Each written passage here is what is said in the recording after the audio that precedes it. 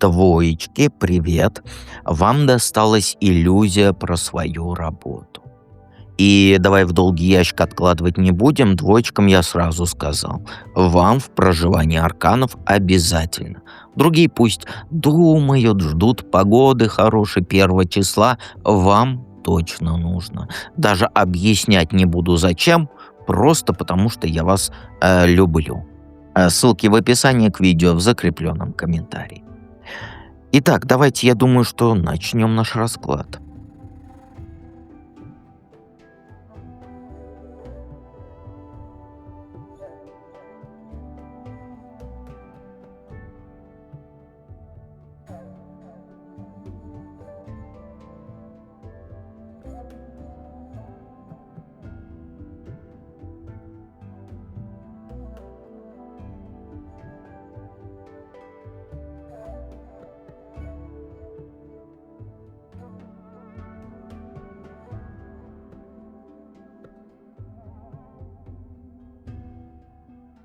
Итак, двоечки. 3 вопроса. Первый. Какую красивую иллюзию ты сама себе про свою работу рассказываешь? Знаешь, двоечки, так как я вас люблю, вы не обижайтесь, я прям буду говорить. Ты уверена, что ты вся такая независимая, свободная, что никто тебе не указ, что ты сама себе хозяйка? И ты реально думаешь, что свои границы отстаиваешь, что не даешь собой помыкать, да, что работаешь на своих условиях. Вот прям внутри у тебя такое ощущение, что ты борец за справедливость и за личную свободу и вот эти вот границы личные. Когда начальство, ну или там клиенты начинают давить, ты мысленно стоишь на баррикадах на этих и думаешь: ну я же не согласилась на это, я же не обязана, я делаю как нужным считаю, да? И вот в этой борьбе ты видишь себя, вот, как сказать, свободным художником, который никому ничего не должен и работает по вдохновению. Ты говоришь такая себе: у меня гибкий график, я могу в любой момент все бросить, и я не привязана к месту. Работа для меня это, ну, просто способ денежки заработать, а не смысл жизни. А знаешь, в чем иллюзия? Ты реально веришь, что вот эта постоянная оборона — это и есть свобода. Что если ты там отбиваешься от каких-то лишних требований, значит, ты независима. На самом деле, только не обижайся, ты застряла вот в этом режиме вечной защиты, вечной обороны. Ты не строишь свою работу, ты от нее отбиваешься. И это не одно и то же. Это огромная разница. Твоя вот эта так называемая свобода — это постоянное напряжение, постоянная готовность отпор дать, чуть матом не сказал. Постоянное чувство, что кто-то сейчас залезет на мою территорию. Ты не расслаблена. Ты в позе защиты. И самое смешное, что за вот этой иллюзией свободы ты на самом деле устала очень. Потому что нельзя быть свободной и при этом каждый день воевать за эту свободу. Настоящая свобода в работе, да, это когда ты делаешь то, что ты хочешь. Не потому, что ты от всех отбилась, а потому, что ты изначально выбрала так работать, такой формат, где тебе никто не лезет. А у тебя сейчас что? А у тебя постоянно вот эти стычки мелкие, постоянные моменты, когда нужно объяснять, почему ты так делаешь, постоянное ощущение, что тебя пытаются в рамки загнать или там твои границы нарушить. И ты это свободу называешь. Ну это же не свобода, это какая-то партизанская война, причем на чужой территории. Не обижайся только. Что на самом деле происходит за вот этим розовым туманом? Знаешь, реальность, она какая? Твоя реальность — Не по жизни, а вот твоя лично. Ты на работе сидишь, которая дает тебе денежки, да, нормальные. Не космос, но стабильно. И ты уже тут, как сказать, вот наработала свое место. Ну, то есть, вот знаешь все процессы, да, тебе регулярно денежки дают, у тебя есть какой-никакой статус, и коллеги даже тебе по имени знают. И вот эта финансовая подушка, она держит тебя крепче любых наручников.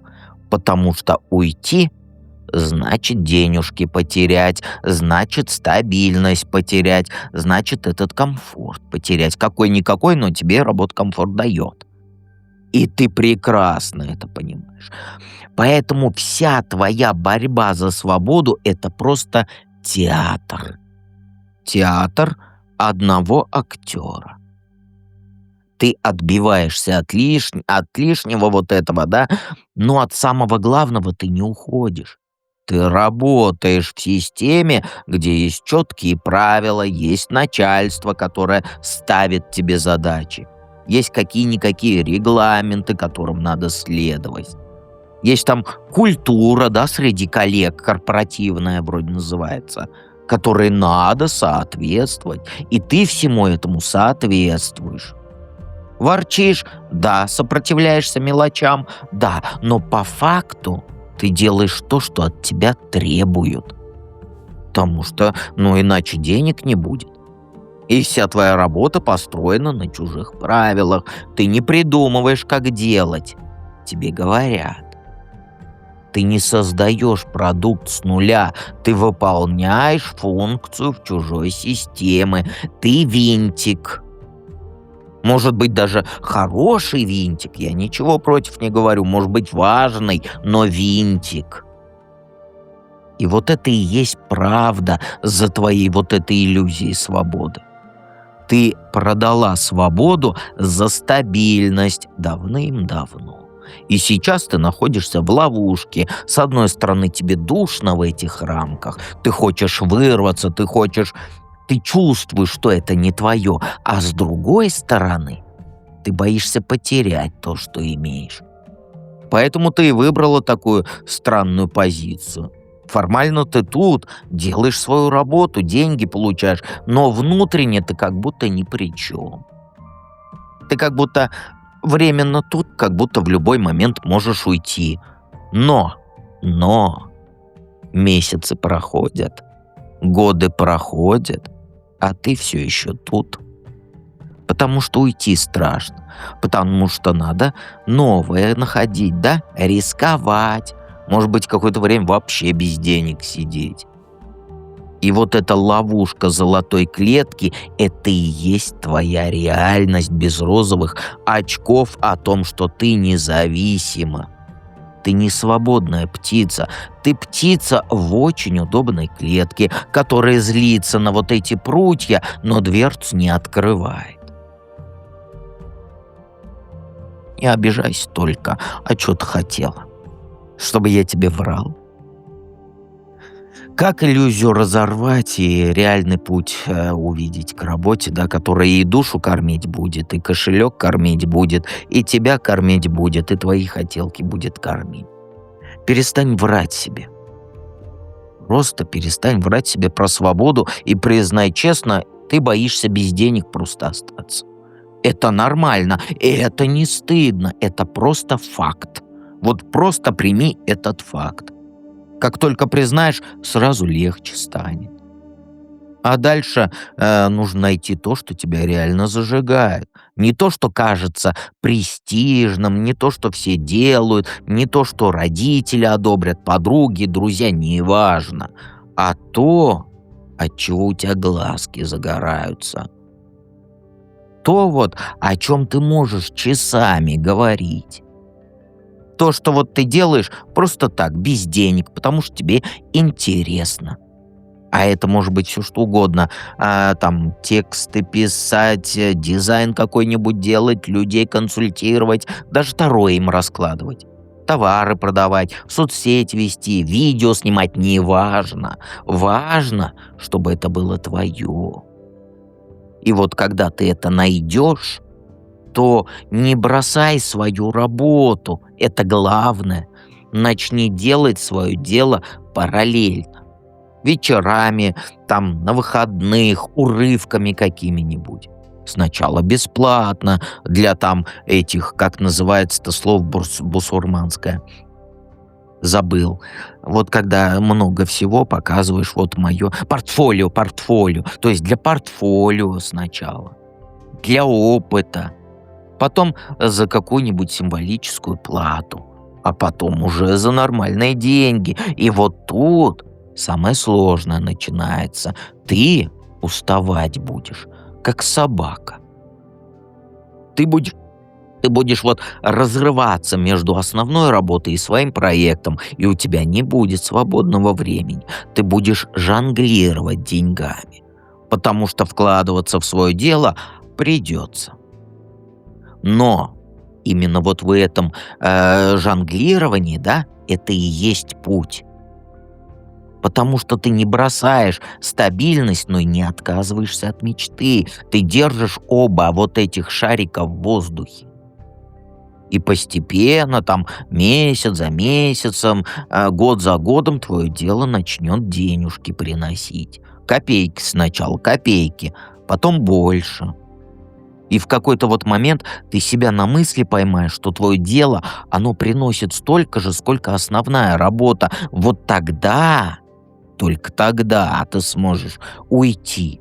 Спокойно, без драм, там, без страха, потому что у тебя будет подстраховка. Ты просто переключишься с одного на другое. Вот это и есть настоящий путь к свободе. Не борьба с системой, не твоя вот эта партизанская война, а твое тихое построение своей территории. Пока ты еще на чужой территории. И когда своя территория станет достаточно большой, ты просто туда, как говорится, переедешь со всеми своими манатками, пожитками и так далее. Без революции, без жертв, без риска остаться на улице. Просто спокойный переход от того, что кормит тело, к тому, что кормит и тело, и душу.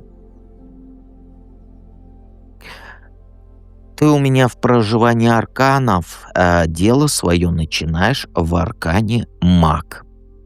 И, конечно же, помни, что я с тобой рядом.